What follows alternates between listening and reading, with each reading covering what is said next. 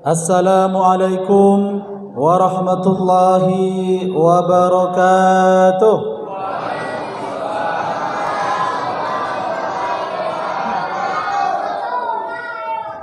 Hamdan wa syukran lillah, salatan wa salaman ala rasulillah. Faqad qala Allah Ta'ala fi kitabihil karim, a'udzu billahi minasy syaithanir rajim. Qad aflahal mu'minun الذين هم في صلاتهم خاشعون والذين هم عن اللغو معرضون. صدق الله العظيم. Hadratal mukarramin yang kami muliakan, imam masjid, para asatid, guru-guru kami, ustadz maupun ustazah yang hadir pada malam hari ini, serta bapak dan ibu semuanya yang insya-Allah dimuliakan Allah. Amin. Saya mau nanya, masih semangat sholat tarawihnya Bapak Ibu? Mas, ini malam keberapa ini? Ke-9. Alhamdulillah. Baiklah, tidak memperpanjang.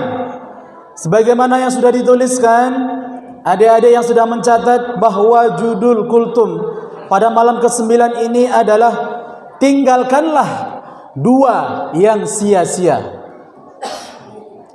Jadi seluruh masjid menyampaikan hal ini Bapak Ibu. Hadirin jamaah salat tarawih dan isya yang dimuliakan Allah Subhanahu wa taala. Nabi Muhammad sallallahu alaihi wasallam menyampaikan, min husnil islamil mar'i tarkuhu ma la ya'ni. Terbaik atau sebaik-baik keislaman seseorang itu ketika dia bisa meninggalkan sesuatu yang tidak bermanfaat. Artinya apa Bapak Ibu? Kalau ada kehidupan kita momen-momen yang kurang bermanfaat, kurang berfaedah, maka kita tinggalkan. Karena ini mencangkut keislaman, akhlak kita sebagai seorang muslim. Syukur-syukur Bapak Ibu yang dimuliakan Allah Subhanahu wa taala, orang yang sering meninggalkan perbuatan sia-sia, ini Allah katakan dalam Al-Qur'an orang-orang yang beruntung. Nanti kita implementasikan dalam kehidupan Bapak Ibu. Apa yang Allah katakan? Qad aflahal mu'minun. Beruntunglah, sukseslah orang-orang yang beriman. Ciri-cirinya diantaranya adalah walladzina hum 'anil lagwi mu'ridun. Di mana kesehariannya itu dia tinggalkan lagwi, lago, sesuatu yang sia-sia. Pak Ustadz, apa itu lago? Maka menurut para ulama, beberapa pendapat mengatakan lago itu adalah sesuatu yang tidak berfaedah, yang tidak ada gunanya dan tidak ada nilainya. Maka ada sebagian ulama yang menjelaskan lago ini adalah suatu permainan dan obrolan-obrolan yang kita lakukan sehari-hari tanpa ada menyebut nama Allah dan Rasulnya. Kira-kira sudah paham atau belum Bapak Ibu? Kalau sampai saat ini kita perlu penjelasan lagi. Bapak Ibu jamaah yang dimuliakan Allah Subhanahu wa taala, menurut ulama hadis, salah satunya adalah Imam Sufyan Tsauri memberikan pernyataannya tentang lago itu Pak, yang berkaitan dengan judul ini. Apa itu? Tinggalkanlah dua perkara yang sia-sia. Maka ulama ini menjelaskan apa sih sebenarnya yang sia-sia dalam kehidupan kita. Adik-adik siap-siap mencatat.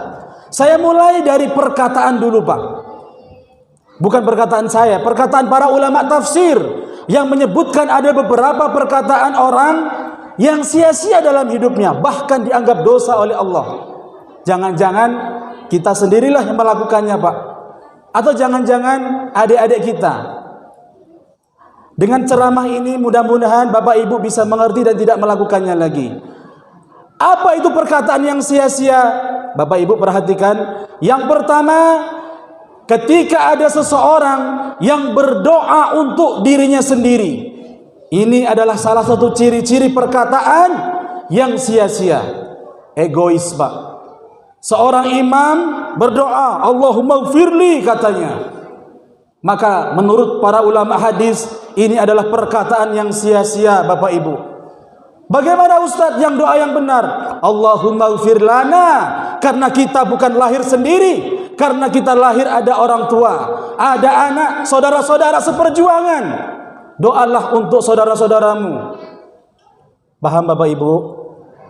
Kalau doa ini jangan egois, Pak. Apalagi Bapak ditunjuk sebagai imam, ditunjuk sebagai ketua, ditunjuk sebagai anggota organisasi, maka doalah untuk dirimu dan keluargamu dan untuk orang-orang sahabat terbaikmu.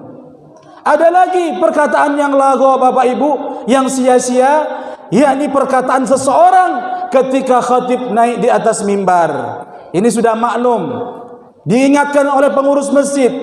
Ketika khatib naik di atas mimbar, jangan ada perkataan.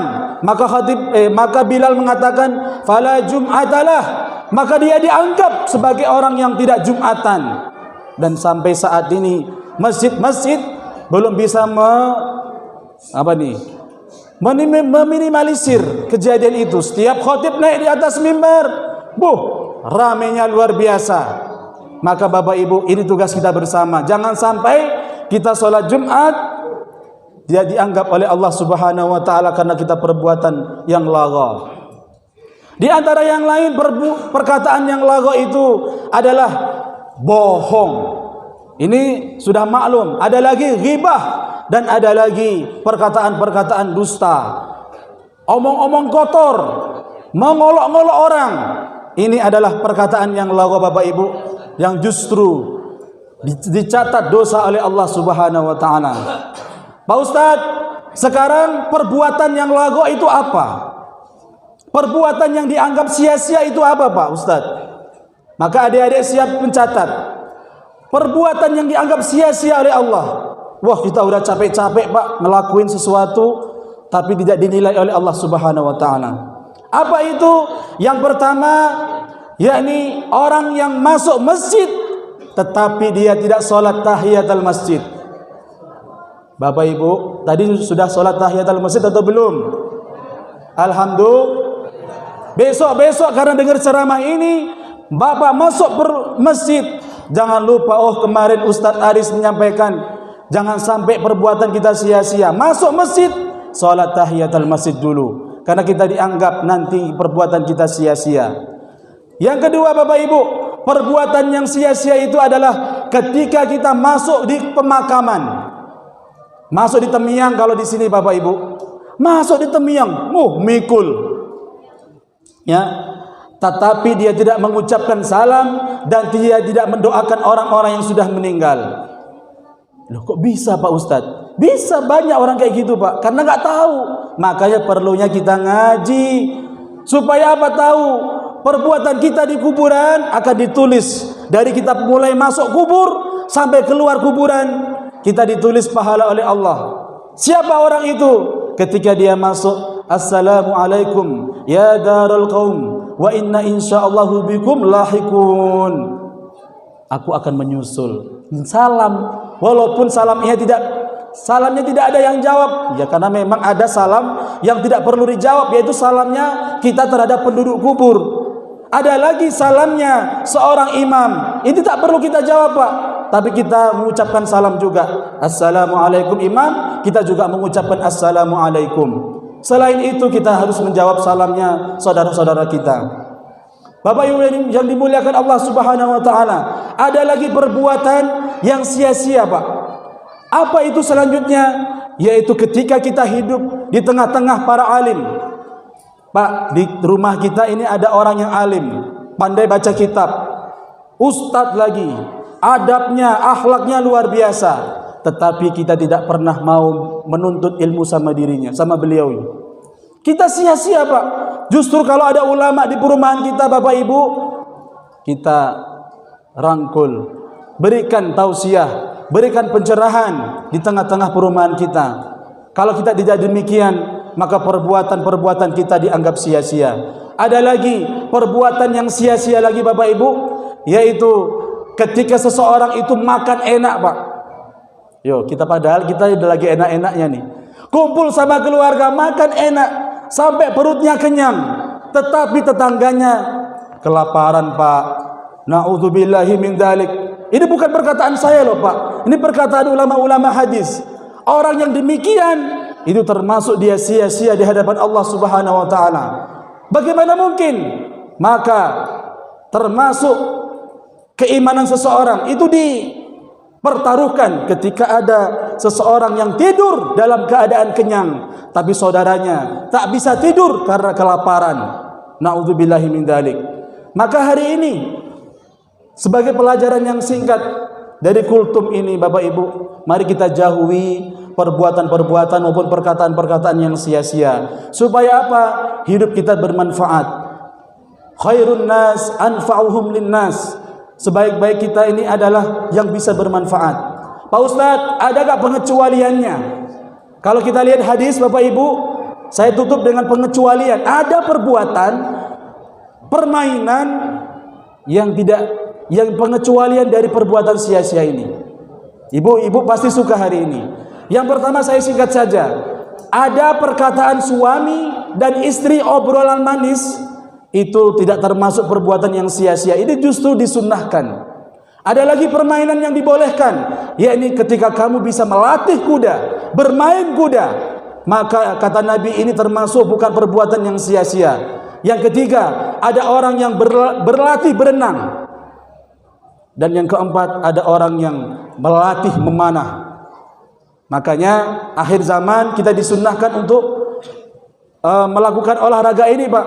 Berenang, memanah, berkuda. Supaya apa?